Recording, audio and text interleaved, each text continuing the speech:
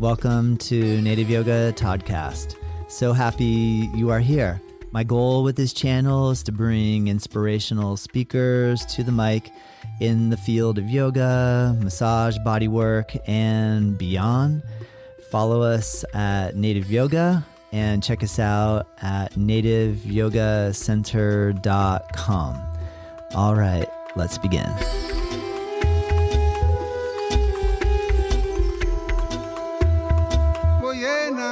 Hello and welcome to Native Yoga Toddcast. I am Todd McLaughlin here at Native Yoga Center in Juno Beach, Florida. Today I'm honored to sit down with Dr. Ishan Shivanand. He is a global thought leader in the wellness, spirituality, and performance space.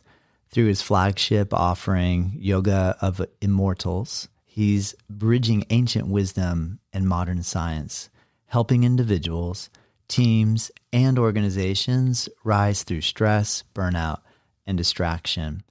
In this episode, we'll dive into his journey, explore how yogic principles translate into high-performance life, and discuss how we in the yoga community can embody deeper meaning and offer greater service. So whether you're a seasoned yoga practitioner, a teacher in training, or simply someone looking for more clarity in your life, you are in the right place. Oh my gosh, I really enjoyed Ishan Shivanand so much, and definitely please go follow him at his website, which is ishanshivanand.com. And you can follow him on Instagram. He's on YouTube. He's on all the different social channels. You'll see the link in the description below. Click, follow, send a message, and listen closely. And I think what Ishan is speaking of here is of the greatest importance of our time. All right, let's begin. I'm so excited to have this opportunity to both meet and speak with Ishan Shivanand. Ishan, thank you so much for joining me today. How are you feeling? I'm feeling very well. How are you? I'm doing really well, thank you. I'm excited to have this opportunity to dig into some of the deeper aspects of yoga and yoga practice. Can you fill me in on a little bit of your history and how and why you are where you are now? Yes, so my history is very traditional when it comes to yoga practice. I was born in an ashram under the guidance of Avadut Shivanand. He is from the Shiv Yog lineage. And under his tutelage, I didn't just practice yoga, I lived it. The yoga philosophies, the yoga way of living, the yoga way of diet, relationships, and the whole objective of the Shiv Yog parampara is that we are born, we are given this chance so that there can be enlightenment. Shiv Yog means union with the infinite. And to make that union happen, to make that enlightenment happen, we have the practice of yoga. So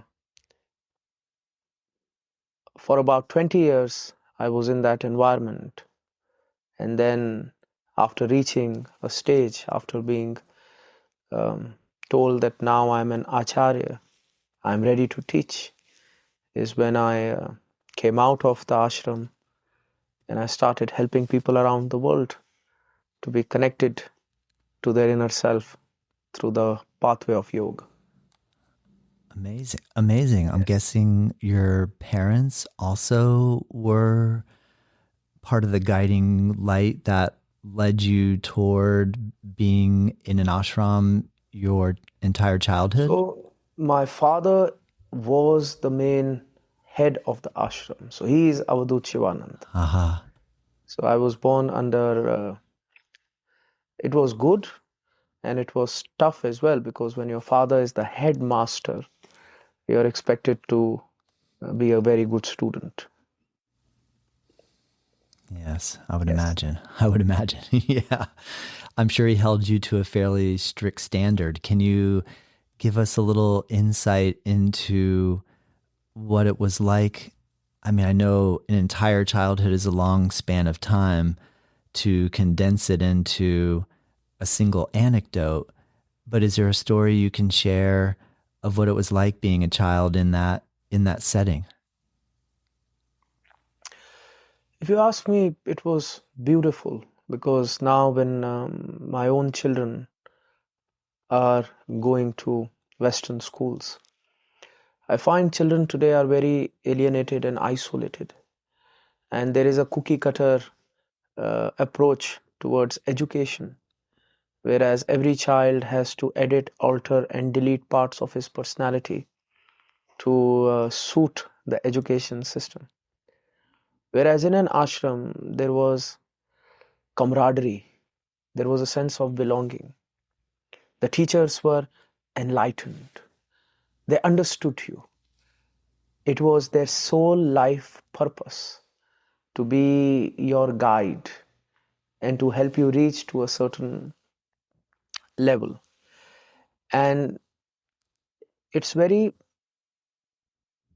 amazing. It's amazing. That's how I would like to say, because today when I see children, and that's how I can tell you, because if 20 years ago you would ask me to explain how living in an ashram is, I had no frame of reference to tell you. But today I know, because now I work in the Western education system as well, and I try to help children when it comes to their mental health, because I'm a mental health researcher. We need an army to help a child. We need psychologists, we need teachers, we need therapists, and still we have a mental health crisis. Still the children are suffering. Whereas in the ashram, the guru is so powerful, so enlightened at a level because of his own practice of yoga, that he has this compassion and empathy to understand the child. And then he can direct the child based upon his strengths, based upon his attitude, to the best version of what that child can be. Because you need that motivation, you need that joy in the practice. If I just take yoga as discipline and I say, okay, I have to do these many asanas to get enlightened, the person will never be able to practice that yoga, because it is not transactional, it is evolutionary. It is only when you start to derive joy from the practice of meditation and yoga can there be a state of enlightenment. And to reach that state of joy, you must be happy in life. You must be happy in the lessons that you derive. And when my guru looked at me, then he knew that I was different, other than the children. So, whereas other children had a certain poetic approach to life, I was a bit more physical in nature. So he looked at those qualities and he made me work hard in those. And that's what I'm hoping, that eventually, if we can learn those lessons from the East and somehow bring this yogic concepts to Western education, then maybe we can even somehow overcome the mental health crisis plaguing the West. It would be really good for the children. Yes. Yes. Well said. When I was trying to formulate questions prior to our conversation, Ishan, I thought maybe I'm just going to come in right away and ask him what his mission in life is. But I feel like you just said that. You kind of gave me your mission right there. I appreciate that. That's an incredible mission. What do you see as the greatest challenge to us achieving the vision that you have laid out? If we condense it along the lines of helping to solve mental health crisis in our educational experience growing up here in the West, what do you think is the biggest kind of hurdle right now, or biggest stumbling block, or biggest obstacle? I think more than the obstacle, it is we don't have a head start when it comes to integrative modalities. And a lot of research has to go into it. Um, a lot of understanding has to go into it. So if I talk about research, right now when it comes to mental health, we are using standardized scales, which are subjective in nature, so that we find the baseline mental health of an individual. I think even these standardized scales need more research, because in my own personal practice and experience, I've seen that certain cultures perceive stress differently. Certain cultures have a different understanding of anxiety. And again, if we have that cookie cutter approach, it would be very tough, and there can be misdiagnostics. And then if there is a misdiagnostic, there can be um, a misprescription of a therapy which may not be required. And that's why in United States we have this unnecessary overprescription that is leading to further exacerbate the mental health crisis. So until and unless we fund research, we motivate universities to look at integrative therapies as well, integrative modality towards mental health care, where we can take the pharmaceutical interventions as a acute model of care.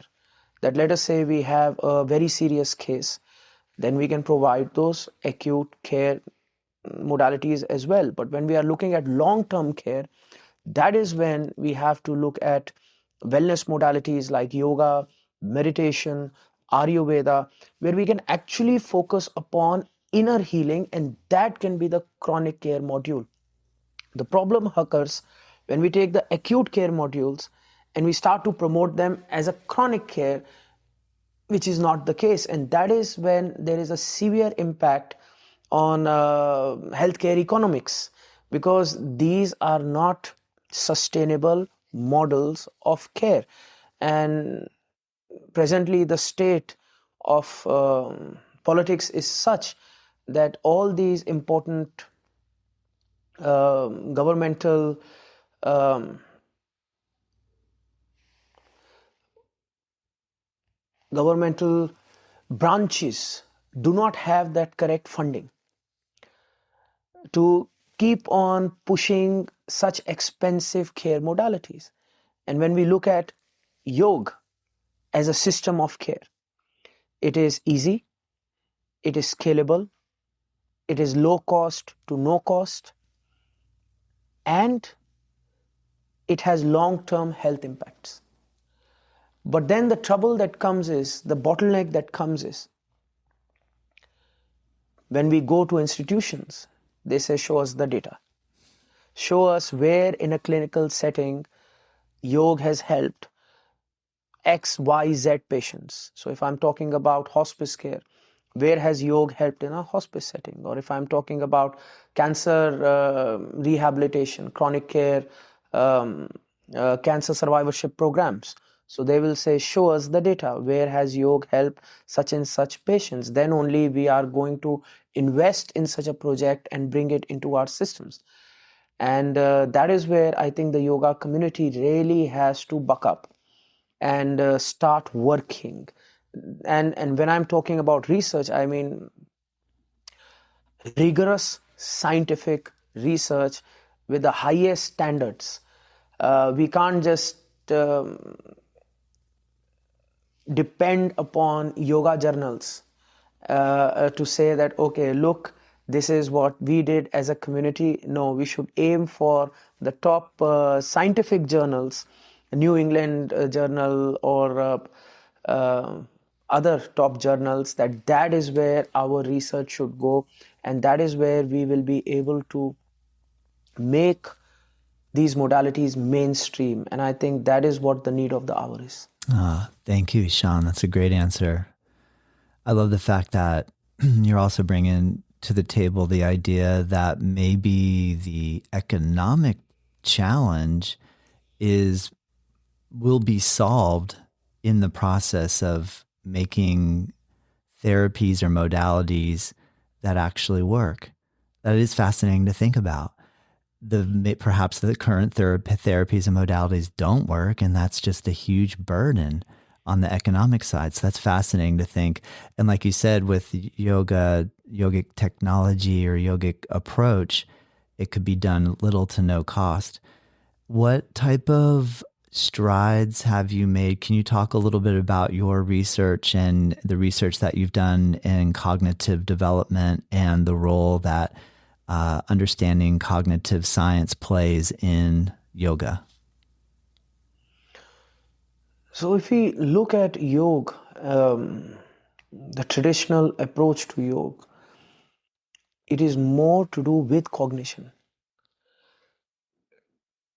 Sometimes we confuse yoga. When I talk to a general American going to gym whose only exposure to yoga is the cardio room in Planet Fitness, they will think yoga has to be a stretching activity where you just have to flex your muscles. They don't understand the mind-body connection. And more than that, we are using the body to have a much deeper understanding of our own awareness. And the objective of Hatha Yoga is to raise our consciousness. And the deeper we go into yoga, it is not then the physical aspect, it is the mental aspect that we are focusing upon. So yoga is much more an exercise of the mind than it is exercise of the body. And that is what is said. If we look deeper into the yoga text, if we look at Patanjali Yoga Sutras, there is no yoga exercise in it. It is all philosophy, consciousness. If we look at Hatha Yoga Pradiptika, if we look at the work of Gorakhnath, even if we go back to Abhinav Gupta, when they are talking about yoga, the real practitioners, the philosophers that gave us yoga, it is more about taking a deep dive into consciousness. And that is what I wanted to bring to the table, because what I saw in the West was they have so wholeheartedly accepted the concepts of yoga that have been presented to them and so diligently and with discipline practice them that I felt if we give them the next level, how beautiful it would be. Yes. So in 2020, in January, we were planning to do a research, a proper scientific research where we took multidisciplinary doctors and we partnered with various universities, and we wanted to see what could be the impact of these traditional yogic modalities, so not asana based, but more meditation based, on a human psyche. And at that time, unfortunately, the COVID era started, which was a blessing in disguise, because suddenly everybody became aware of their mental health. And whereas we were planning for a few 100 participants, we ended up with 10,000 participants Wow. around the globe. This is one of the biggest studies on meditation that has ever been done in recent history. And what we found out, and this study was done over a period of years, of 1 year, that we had a very high compliance rate, even though we were not giving any monetary incentive. Many times when we do studies like this, then the participants, you give them some incentive to come back. We were giving no incentive because we had designed the study for a few hundred participants and we have 10,000. Definitely we don't have the money to give everybody a $50 Starbucks gift card. Yeah. So we said, you want to come, you come. And we had almost a 98% compliance rate, which is unheard of. People were getting hooked onto the modalities and they were getting hooked on the feeling that comes after practicing the modalities. And when the result came in, we studied 4 parameters. We studied stress, anxiety. So we used the GAD-7 scales for anxiety. We studied insomnia, which is extremely important in today's world. A major population group suffers from insomnia, and insomnia is one of the biggest precursors to burnout. And even when we look at substance abuse, because a lot of people who are suffering from substance abuse, they say that, when we have insomnia or when we can't rest, we rely upon the substance as a form of self-medication. So we studied insomnia, we studied depression, and we were studying the quality of life index, and we found in every single aspect that we were studying, there was almost a 70 to 80% change, benefit, positive impact. And everybody was stunned that without a pharmaceutical intervention, how can we get rid of severe insomnia by 80%? And all these are published in peer-reviewed journals. You can just Google Yoga of Immortal Studies and you will find in the top psychiatric journals, these studies have been published. And even the doctors that I was working with, they were surprised because they are always looking, because when we think of doctors, they are human beings like us. And a lot of them actually want their patient to succeed in their health journey. And sometimes even these doctors don't know where to point the patients. And they said that they are so very happy that now they can tell their patient that, okay, rather than just saying, get rid of your stress, they can show them the way that, okay, these are the modalities, this is the research, explore these modalities. And if you do that, it can really help you. Because when we are thinking of a disease, rarely do we think of the mental cost of the disease. If somebody is diagnosed with cancer, it's not just him that suffers. It's his mental health, his family's mental health, the whole ecosystem, it breaks down. And at that time, if there is no form of resilience training, then the cost of healthcare just keep rising up and up and up. And that is where we have seen that there is great synergy between what we are doing and all these healthcare providers. Nice. Amazing.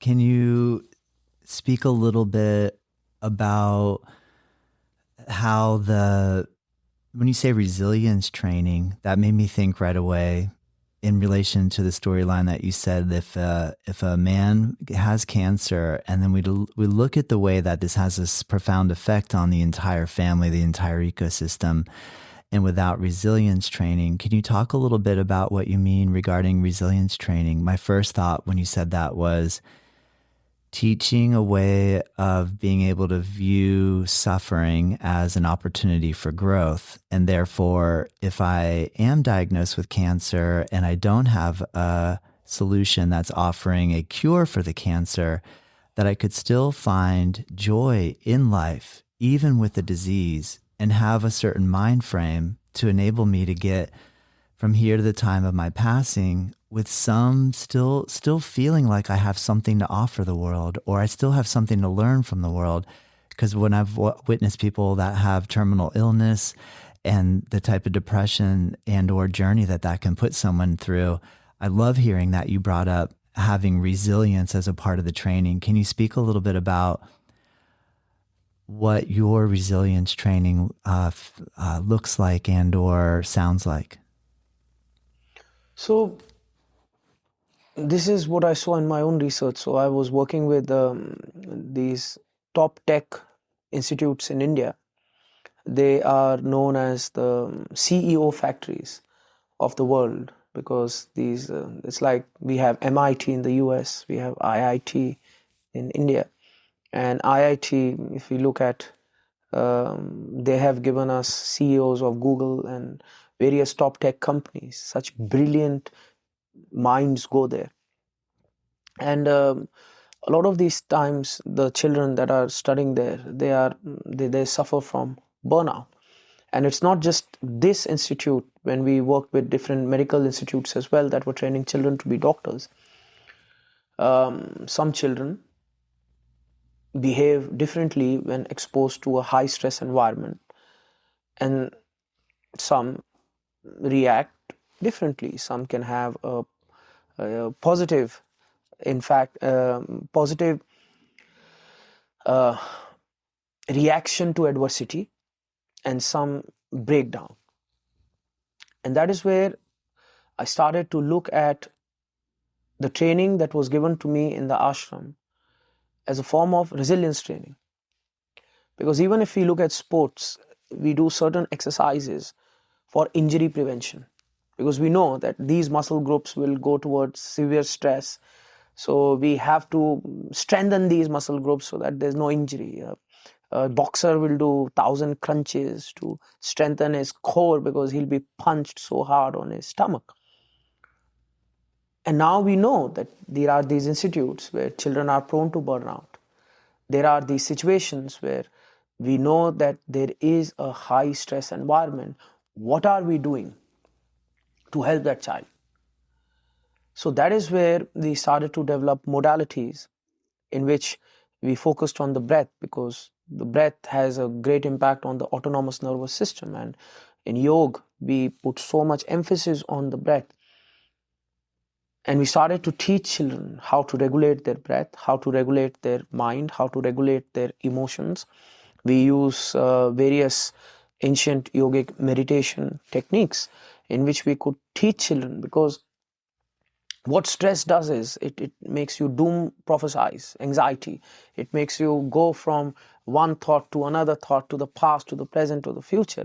And we need these children to stay in the present and focus at the task at hand. And meditation can help you learn that. And we created this whole protocol, and now we are researching upon it as well. And why we called it resilient training was because many times we called it anti-stress yoga or something like that. And a lot of these children who were training to be physicians, nobody wanted to accept that they are stressed. It's like an ego thing. So when we said anti-stress thing, or maybe a cultural thing, I don't know. Yeah. Nobody came. And the moment we started calling it resilience training, everybody came. Said, oh yes, I think I can do with more resilience. I think I can be stronger. I can be better. So right now we are imparting our resilience training modules in engineering institutions and healthcare institutions. We are even helping veterans who have seen combat benefit from such modalities. And the best thing about resilience training is it can be non-theological, because it focuses upon concepts, and that is yoga. Yoga is non-theological. It understands the anatomy and physiology of the body as well. It understands the working of consciousness in ways that it will take hundreds of years for mental health researcher to reach where yoga has reached thousands of years ago.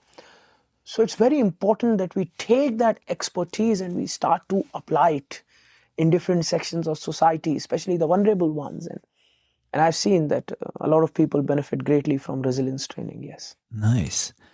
Amazing, Ishan. Amazing. What type of, in your own practice, when you encounter a stressful situation, what is the first thing that you notice? Is it something do you feel it in your body? Do you have an automatic kind of default mode that you've trained yourself to go toward very easily? Do you feel like when you're teaching people that are just starting to learn to regulate their own nervous system, that there is, it sounds to me like you treat each person individually? I'm curious, is there like a cookie cutter or one size fits all entry level technique that you find seems to work really well for the majority? So basics, yes, a person has to learn the basics. It's like even in the army, there is basic training. Then the specialization happens. The same is with healthcare. There's always the basic training. We can't expect a person to jump in the deep end without knowing how to swim. So the basic things that we teach every single person that can help them. And the crazy thing is, many times just with the basic, a person finds himself where he needs to be. So imagine, that's the beauty of these modalities. So we teach awareness, breath, thought, and emotion. So when it comes to thought, there has to be selective awareness, there has to be direction. So there are various processes that can be used to regulate the thought. There are various processes that can be taught to master the breath. Extremely important, because in yoga we break the breath to Purap, Rechak, Kumbhak, inhalation, retention, exhalation. There should be mastery of all three. Then awareness of the body, awareness of the emotions. So we teach different processes so a person can not master but at least learn awareness. Because many times when I'll be working with young children, they'll be having lots of anxiety, and something as simple as are you safe? Can you feel where you are right now? Just ground yourself in where you are. Are you safe? Or is your belly full? Are you hungry, or if you're content?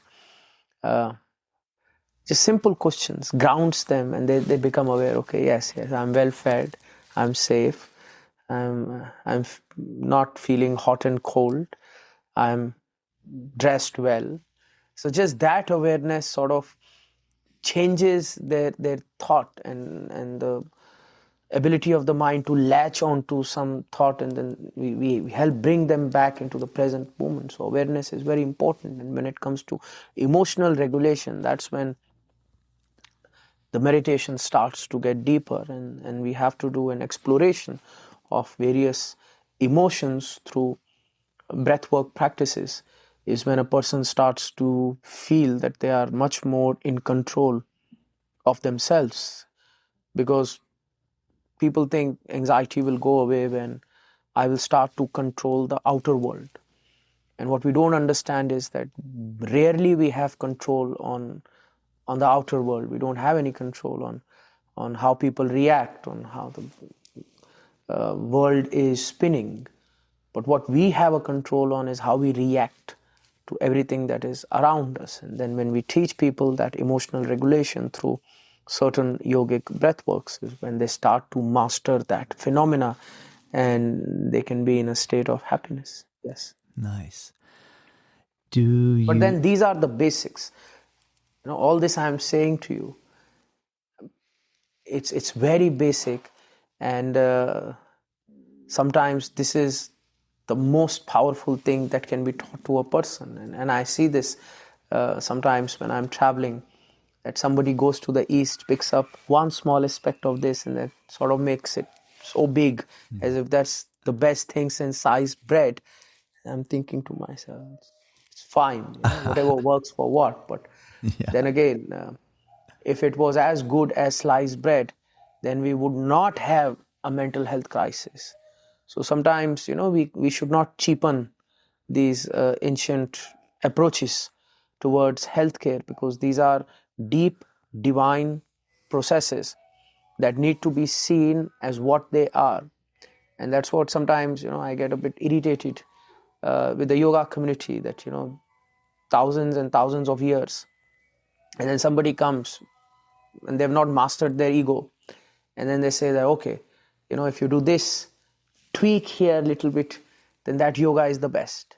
And I'm sure that enlightened saint is scratching their head that, like, seriously, we spend lifetimes mastering and giving you this, and rather than understanding what we have given you, you are tweaking it on a physical aspect rather than exploring. And is important, I think. Yeah, great point. I agree. Recently, I was thinking about how someone had told me his guru in India really didn't want a lot of attention. They wanted to document him, and he just felt like he wanted to not bring a lot of attention to him.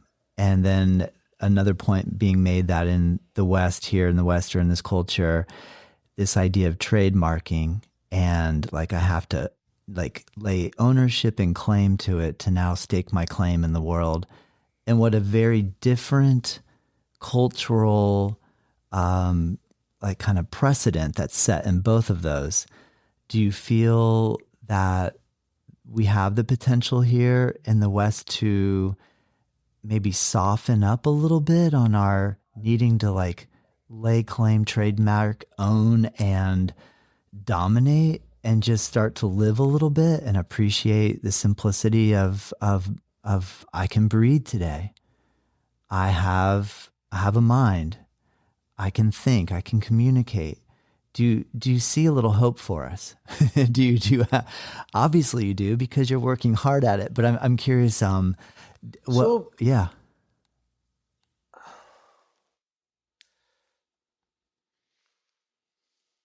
A child sees me on a laptop, coding, creating beautiful software, and then the child takes away the laptop. Yes, he has that laptop, but he doesn't have that beautiful mind with which the softwares can be done. That is the power of the spiritual practice. People who have dedicated their generations, not even lifetime, generations, to mastering a spiritual practice. It's a generation, because the father took the grandfather's work and worked more upon it, and then the son took the father's work. So it's generational. They will continue to have an insight and evolve and ascend. If we just take something, not really understanding it, then in our hands it becomes dead. And then we can trademark it and do what with it? It won't change the world. And that's why you'll see in the West, because of that culture, we have fads. Bullet coffee will come, somebody will go take something from some person in Himalayas and then bring it back. This is it. I am Prometheus and I stole fire. And it's a fad. And then it goes away. And somebody will come and say doing yoga in a hot room is a fad, and it goes away. Whereas in the East, when they hold upon something, it gives you enlightenment. It gives you the aspect to create worlds. It changes the world. We are not making any Buddhas in the West. If we have so much of this, what we claim that we have, when we pick up, things like turmeric or this or that from the East, and then, as I said, it's dead. So that's why we have some benefit, but we are not making Buddhas. And that's where we have to change. We have to look at the practice as a whole. We have to respect that practice. We have to respect where the practice comes from, and we have to approach it with humility. It is only then can that practice really benefit me. If you are thinking that this practice will only make me gold, what is gold? Gold is nothing. Gold today is yours, tomorrow it will be someone else's. Today you have the ability to spend gold. What will you spend it on? You will enjoy it after some time. The same thing will start to feel shackles. Gold is not valuable. Compassion and legacy is valuable. Can you change the human consciousness to a direction where it's not gone before? Yes, right now, the human consciousness is crazy about gold, crazy about Instagram, crazy about self-promotion. So even the person who learns yoga wants to sit on the beach with six-pack abs and show I'm the greatest yogi. But that is not what yoga is about. It's about changing the collective consciousness towards something better. That is what the great Siddhas were able to do. And until and unless the West can't realize this, then they will do what they do with yoga. They'll make a few billions. That's it. But you guys are already good at making billions. You don't need yoga to make billions. You can make billions with software. You can make billions with industry. With yoga, you make something that is priceless. And that is how the world changes. That's what I try to do when I teach in the West also. I want enlightenment, but I want a Buddha in a boardroom. Because we have these old senile people leading companies and economies and countries, and they are leading us to the ground. We need enlightened leaders. Leaders who care more about consciousness, leaders who care more about humanity as a species rather than lining their own pockets. And what do these senile leaders care about? They will die in the next 10 years, giving us a burning world. And then they have shown us that this is the ideal, so that the next young generation will also strive to be like them. And we can change this toxic cycle that has been continuing since World War II. We never healed from the wounds of World War II. And yoga can give us that healing. And we have seen that on a microcosm, people change through yoga. On a macrocosm, with our research, we have seen societies change through yoga. And maybe if we can expand, people like you and me, we can show that countries can change through the practice of yoga, and that can only happen if we have enlightened leaders. And I hope I'm able to do that, because that is what my ancestors did. The great gurus were not sitting in the Himalayas under a banyan tree. You will see, when you look at my ancestors, the greatest yogis would sit next to a king, because they knew if the king is an idiot, the empire will burn. So the greatest yogis, they would crawl down from the Himalayas, they would sit with the king, and they would make sure that, hey, your consciousness, if nobody else's consciousness in the empire reaches to it's fine, but your consciousness should be at a high level. And that's my hope from the West, that stop looking at yoga as something with which you can make money. Look at yoga as a tool to enlightenment. And that would be so amazing, no? Yes, Ishan. Yes. Can I help you? Stay with us. We'll be right back. I really hope that you're enjoying this episode, and I just wanted to take a moment to announce a course that I'm really excited to release. It's a free course, and it's called 8 in 8, Learn 8 Limb Yoga in 8 days. My goal is to help coach you along in the Ashtanga yoga practice in a way where we take just the sun salutations, the fundamental asanas, and the final breathing poses, break it down with some philosophy videos as well, explaining the 8 limbs of Ashtanga yoga in a very easy to use, friendly course that is totally free. Click the link below, check it out. Let me know what you think. All right, let's get back to the episode. Oh, you are helping me, sir. You've given me this platform, and you are talking to me, and you are listening to me so kindly.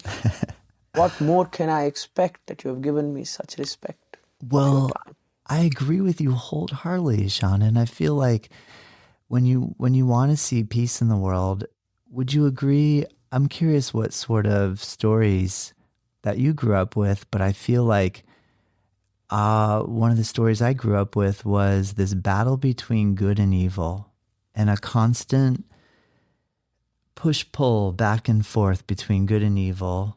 And then I was told good will always win.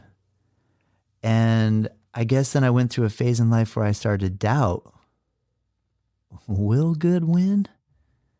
And how do I know good's going to win? And so I really just I currently dream the world is going to win. The good is going to win, that we could be living on a planet where we all support each other. And I feel like then there's this element with, say, nature. They'll show you a nature show and they'll say, well, look, the lion is always going to eat the giraffe or the whatever animal the lion hunts. And there will always be, this is just the nature. This is just the nature of reality, competition, so to speak. And I guess I just still feel like, why couldn't it be collaboration?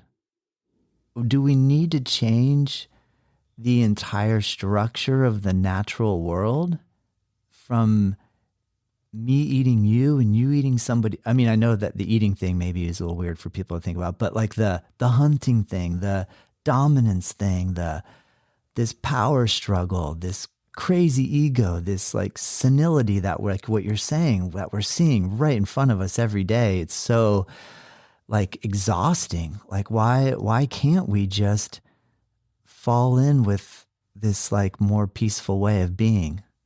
I guess I always grapple with this myself. I feel like it's my life journey too and mission to just somehow any little piece I can do to try to foster peace. But I agree 100% with you, Ishan. I can't agree with you more. I'm really grateful for everything you're saying. And I'm so grateful to meet somebody who is like really dedicated to wanting to see this through. And I feel like you want to see it in your lifetime, which I really appreciate. Like, but I also appreciate that you're coming from the understanding of the generational nature that's going on. Like, because you kind of corrected yourself when you said like when one lifetime, but not just one lifetime, it's a generational appreciation for wisdom and compassion. So I guess I can see myself in that generational aspect where I'm just a small part of something that might continue on for a certain amount of time that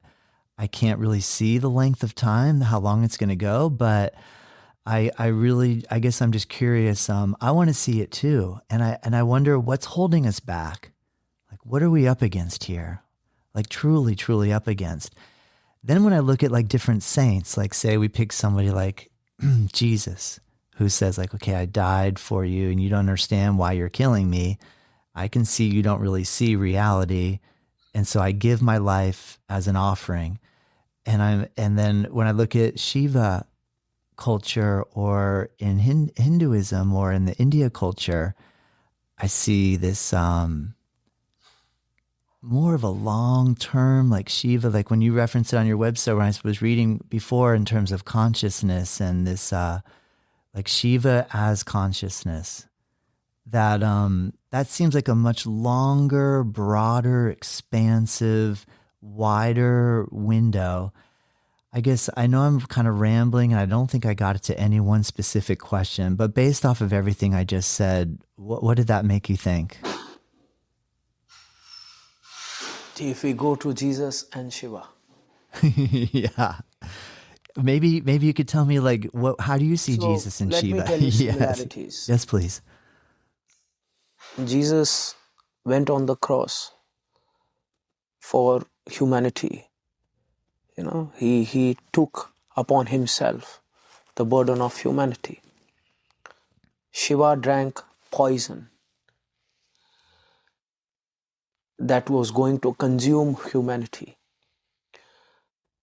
So in both ways, the Supreme Divinity is represented as someone filled with compassion, unlimited, who is ready to take our suffering so that we can find that light. Also, when we look at Jesus and Shiva, Jesus welcomes everyone. There is no good and evil. There is just every single human being has the ability to be saved. Because if we start to say good and evil, good versus evil, who will be the judge? It's these senile old people who will say you are good because you vote for me, and then that guy is bad because they look different or they sound different. And it's so cruel what is happening in the world today, where every few years some culture is made the villain. And then we have to chase those people with pitchforks. And there is no good and evil. Humanity is the only person that is not bound by nature. Lion has to do what a lion has to do. A human child can be taught to do anything. A human child wins a genetic lottery if he is born in a developed society where he can learn and grow to be a doctor. And imagine if that same human child is born in some village in Africa, and even though he has the highest IQ, but he will never have the means. We could have 20 Einsteins today in Rwanda and we will never know. Because nobody is giving them the ability to raise their potential. So there is no good and evil. There is failure of society to help the good awaken inside a human being. So when we look at great masters like Christ or Mahadev, Shiva, and we look at how in theology they are presented. In theology, everyone is welcome in the house of Mahadev. Doesn't matter who you are. You have potential to be good. And the same is with the teachings of Christ. So there is no difference between a person walking the spiritual path. These differences are created by people of lower consciousness. These differences are created by the one who doesn't know Christ and the one who doesn't know Shiva, because if you know Shiva, then God is God. God has always been God. And it's just as time change, geography change, language change, of course you will call them different names. But it is the same. Imagine you and I fighting that I call water pani and you call water water. And I'm saying I'm right, you are right, and water is laughing that I am H2O, and the scientist is blowing us up with nuclear bombs that it's not pani, it's not water, it's H2O. So these are just lower consciousness people who have not come out of the animal brain. So they are just trying to find reasons to fight. But if we actually do research and more educated people look at theology as what theology is, there are more similarities than there are differences. Because till the time you find differences, today you are saying good and evil, but that is where the animal brain will lead us to. It is the animal brain that wants you to be the predator and the other to be the prey. It is the animal brain that is telling you, I am good, that person is evil. And how are they evil? Just because they are different? And until and unless we switch from the animal brain to the human consciousness and from the human consciousness to the God consciousness, then this is going to happen. And that is where education plays a very important role. And that's why you'll see everyone wants to attack the education system. Whomsoever, if an evil tyrant comes into power, then he will want to change history. He will want to change the education system because he wants to shape the whole world in his image. And the easiest way to shape the next generation in your image is you just, that's what Hitler did with the Hitler Youth. You just kill the education system, and the human child, whatever you give them, they will think that is the reality. And that is where us as yogis, we are standing as the barrier between the ultimate evil winning, because eventually, no matter what programming you give to the child, there would be some children who would fight against the programming. The rebel, they would say that this is not true, I don't feel, and their bubble will pop. And that is the time when they will seek in a thirst, in a quest, that what is more to life. Wow. And if at that time we are not there to show them the way. Oh, beautiful, Ishan. Yes. So that's what we have to do. And as we get more and more awakened people, forget good, evil, awakened people and unawakened people. When we will have more awakened people, then maybe we can start working on little children. And their journey doesn't need to be that hard and painful. Wow. Thank you. That was very enlightening. I appreciate that. Even when you just now said the child will seek, and maybe that's what we're looking at right now with children having such a hard time. They know they're getting forced through Indoctrination. And it's painful and they're suffering. and they're lashing out. And then all we do is look at them and say, oh, here's your disease and here's your cure. And we're not listening. Or I mean, Yes. I want to listen, but I mean, I guess it's like culturally we're not listening. So I really understand why you are focused the way you are. I get it. That makes perfect sense. And coming in with the research side, coming in with the strong sense of we need to have the type of science that people listen to. Do you think, though, maybe we're going to even have to go a little beyond that? Because there's still this thing of like you can provide, like bringing the horse to water and that they won't drink. You know, like if we provided all the proof in the world, and maybe there's gonna. I just wonder if there's No, gonna. we need Yeah. see, we need scholars, Yeah. we need faith leaders, we need community leaders, and we need elected officials. It has to be a integrative effort. Yep. If we have the scholars and we don't have community leaders, then we won't have the funding to do the research. If we have the community leaders and we don't have the faith leaders, then no matter what we do in science side, the crazy faith leaders will make faith crazier and crazier. On what we are seeing around the world, like there was a time when faith leaders had to be enlightened.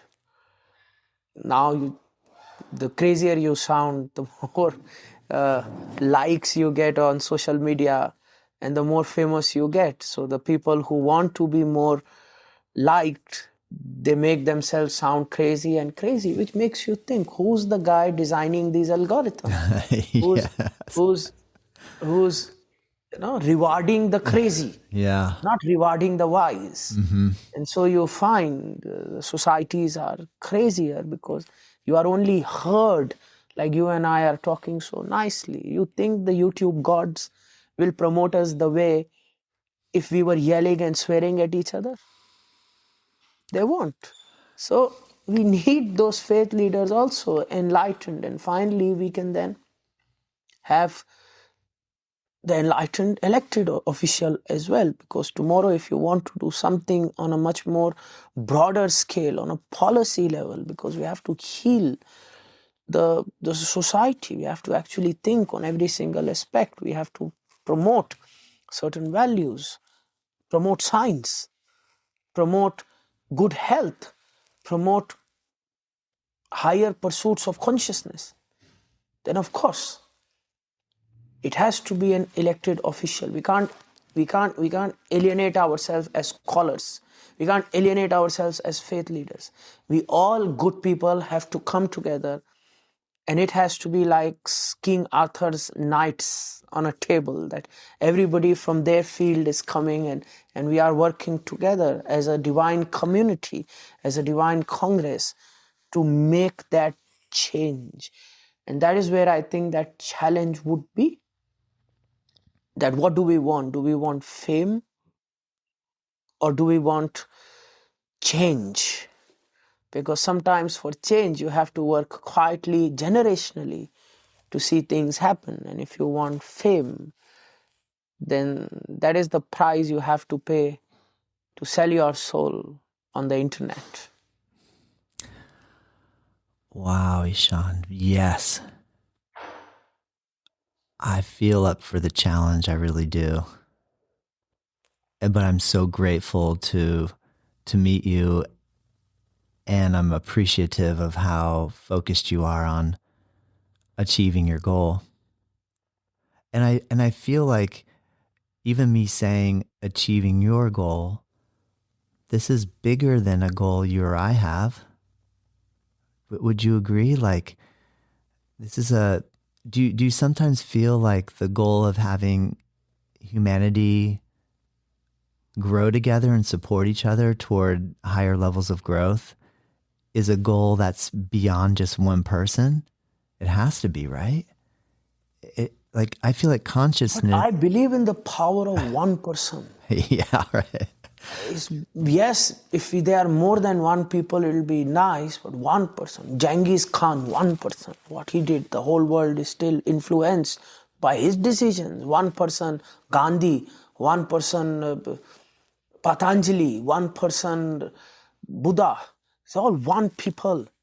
We have one people on good sides and we have one people on the crazy sides. One people have so much strength. And I have great belief because I am an Acharya by birth. This is my lineage. I'm stuck to it. And Acharya means I'm the guy who has to inspire people. I'm the guy who will never be the protagonist of a story, but he will be, I will be the Gandalf of Lord of the Rings. I am not the Frodo. I will be the Merlin of King Arthur, but I will never be Arthur. So my job will always be to stand behind great people and give them the strength and guidance. And that is what I'm like. I have taken a vow, a promise, what that word is. That is what I will do. And that's why when I meet people, I always see the potential in them. I want to see the potential in them and I try to inspire them. And my hope is if I can inspire the right people, enough people, then it takes one grain of rice to tip the scale. So I believe in that. Yes. I do too, Ishan. I believe in that. Wow. Well, I feel grateful. Thank you so much, Ishan, for sharing your passion and determination to inspire and lead through the inspiration. So I wish you ultimate success. I believe if you're successful, this world is going to be a really sweet place to be born into. We will try, you and I, in our own ways. Let's make this world a sweet place to be born into, and thankfully in this life, hopefully, we get enlightened so we are never born again. Well, But whomsoever else is born, let's make it a sweet deal for them. I agree. Oh man, well, I'm so honored to have this opportunity, Sean, and thank you so much. I've been following you since I found you on social media, and I appreciate everything you're saying because you do have good success on social media, but it's very heartwarming to hear that is not like your intent. I don't get the feeling you're like, okay, I'm doing this so that I can just grow my social media. Your social media is growing because your message is powerful and honest. And I think it's nice to see when those two cooperate together. So anyway, I know obviously I'm so excited to share this podcast with you, the listener. Thank you so much for joining. And I just think, wow, I feel hope, and I really want to do everything I can to help you in your mission and your journey. So if there is something that comes up in the future, please keep me in mind for helping to share any information that I can to help further your cause. Thank you, sir. Well, to all the listeners, if there can be a takeaway, if you are happy to listen and learn and you want to take a deep dive further, the easiest can be I wrote a book, The Practice of Immortality. And in that, I have shared meditation modalities. And if you want to learn the meditation cognitive aspects of yoga, you will find that after each chapter, I have that. So I really recommend, if that is something you would like, you can do that. And if you are of a scientific mindset and if you would like to go through the research papers that we have published, even if you are a yoga practitioner or a yoga teacher and you're always looking for science to back, evidence to back your practice, then I'm very happy that I could do this for the yoga community and show that how yoga-based modalities can bring such tangible change in mental health. So you can download my papers. They are free. They are public access. peer-reviewed journal. Just Google Yoga of Immortals research papers and you'll have all of them. Go through them, study them, and utilize them. The next time you have to teach somewhere and people ask, what's the benefit? This research shows the benefits. And I think that is a start. And if you want to find me, then there is social media, yes, but it is run by people. But you can look at it and see what my events are going to be, and I would love to meet any of you ever if I get an opportunity. So thank you. Thank you, Ishan. I really appreciate your generosity. Thank you so much. Thank you, sir. Pleasure and honor. Thank you. Thank you for listening to this conversation with Dr. Ishan Shivanand here on Native Yoga Podcast. I hope his wisdom inspired you as much as it inspired me. If you enjoyed this episode, please subscribe, leave a rating or review, and share it with friends and colleagues who might benefit. It's important. If you listen to what Dr. Ishan spoke of, you can probably get a sense of how critical and important it is that we come together and help share the true lineage of yoga and reach out to those that have been cultivating it through the centuries, through the years, and through the generations. So with that being said, I really am grateful for you to be here, and I look forward to connecting with you again in the future. Namaste.